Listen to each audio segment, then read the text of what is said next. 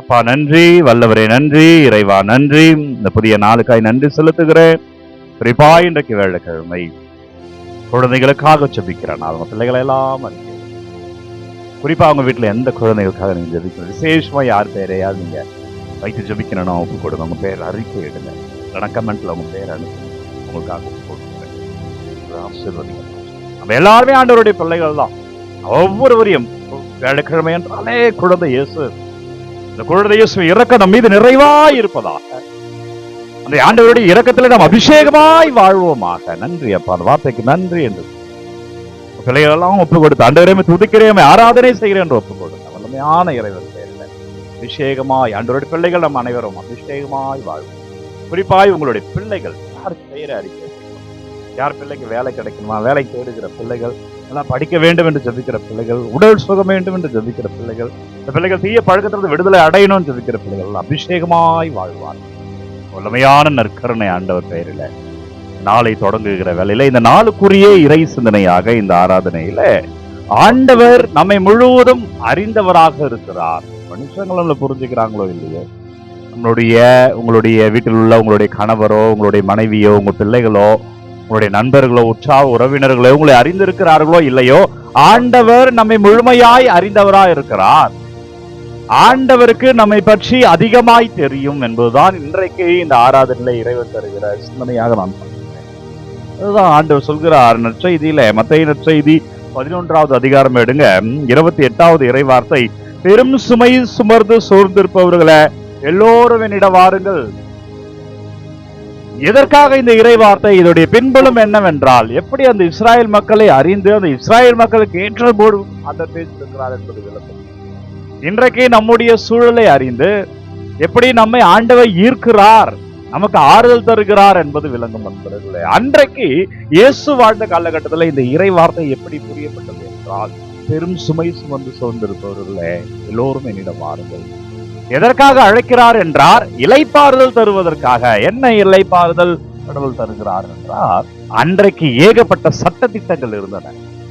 எதை செய்யணும், எதை செய்யக்கூடாது, வழிபாடு முறைகளிலுமே ஏகப்பட்ட சட்ட திட்டங்கள் மக்கள் மேல் திணிக்கப்பட்டன. ஒவ்வொன்றையும் மக்கள் பயந்து பயந்து செய்தார்கள். சட்டங்களை கடைபிடிப்பதே அவர்களுக்கு பெரும் சுமையாக இருந்தது. எனவே இந்த சட்டங்களை மற்றவர்கள் மேல் திணிப்பதன் மூலமாக ஒரு கூட்டம் மகிழ்ந்திருந்தது, ஒரு கூட்டம் அதில் அனுபவித்தது. ஆனா பெரும்பாலான மக்கள், குறிப்பா ஏழைகள், இந்த சட்ட திட்டத்தில் சிக்கினார்கள். அவர்கள் மன நிம்மதியை இழந்தார்கள். அதனால் பெரும்பாலான தங்களுடைய இருப்பை, தாங்கள் சம்பாதித்த தொகையை மதத்திற்கு தர வேண்டிய சூழல் இருந்த காலகட்டத்தில் ஆண்டவர் அவற்றை களைகிறபடியாக பேசுகிறார். ஆண்டவர் அவருக்கு ஆறுதல் தரும்படியாக பேசுகிறார். என்னவென்றால், பெரும் சுமையோடு நீங்க இருக்கிறீங்க, என்கிட்ட வாங்க, நான் ஆறுதல் தருகிறேன். எதற்காக என்றால், அடுத்த வார்த்தை ரொம்ப அழகான வார்த்தை, நான் கனிவும் மனத்தாழ்மையும் உடையவன் என்கிறார். இது யாருமே சொல்லாத வார்த்தை. மத தலைவர்கள் பெரும்பாலும் நீ இதை செய்ய வேண்டும், இதை செய்யக்கூடாது, இதை நீ செய்யாவிட்டால் இதனால் வருகிற கேடுகள் இப்படி இருக்கும் என்று சொல்லிக் கொண்டிருந்த காலகட்டத்தில் இயேசு சொல்லுகிறார், பெரும் சுமை சுமந்து சோர்ந்திருப்பவர்களே எல்லோரும் என்கிட்ட வாங்க, நான் இளைப்பாறுதல் தரேன், நான் கனிவும் மனத்தாழ்மையும் உடையவன் என்ற வார்த்தையை அன்றைக்கு இயேசு வாழ்ந்த காலத்தில் மத போதகர் சொல்லவில்லை. எனவே இந்த வார்த்தை அவர்கள் ஆறுதல் படுத்தியது.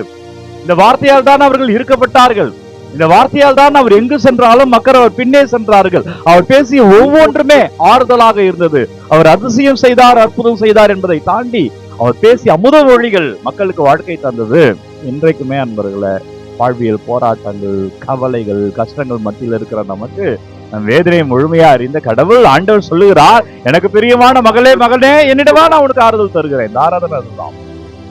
நம்ம சொல்லாமலே நம்ம அறிந்திருக்கிற கடவுள், அவர்கள் நிலையை முழுவதுமாய் அறிந்த கடவுள் அவர்களுக்கு ஏற்றபடியான இறை வார்த்தையை பகிர்ந்து கொண்டார். அதுதான் மத்தேயு நற்செய்தி 11வது அதிகாரம் 28வது இறை வார்த்தை. இன்றைக்கு அந்த இறை வார்த்தை நமக்கும் பேசப்படுகிறது. அந்த இறை வார்த்தை இந்த நாளுக்குரிய செய்தியா இருக்கிறது. நீ என்கிட்ட வா, நான் உனக்கு இளைப்பாறுதல் தரேன், நான் உன்னை ஆசீர்வதிக்கிறேன், நான் உன்னை உயர்த்துகிறேன். ஆண்டவரே, ஏன் நான் உங்ககிட்ட வரணும் என்றால், ஆண்டவர் சொல்கிறார், நான் கனிவும் மனத்தாழ்மையும் உடையவர். யார் கனிவாக இருப்பார்கள்? எவர் பிறர் மீது அன்பு கொண்டுள்ளவர்கள் தான் கனிவானவர்கள் என்று நாம் சொல்லுவோம்.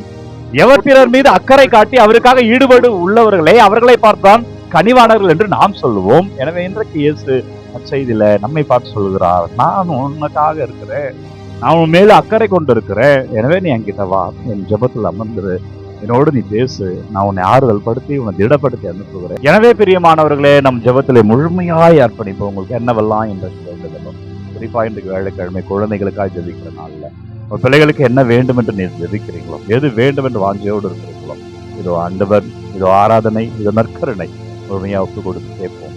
நம் சுமைகளை எல்லாம் அவர் இலைப்பாறுதலாய் மாற்றுகிறார்.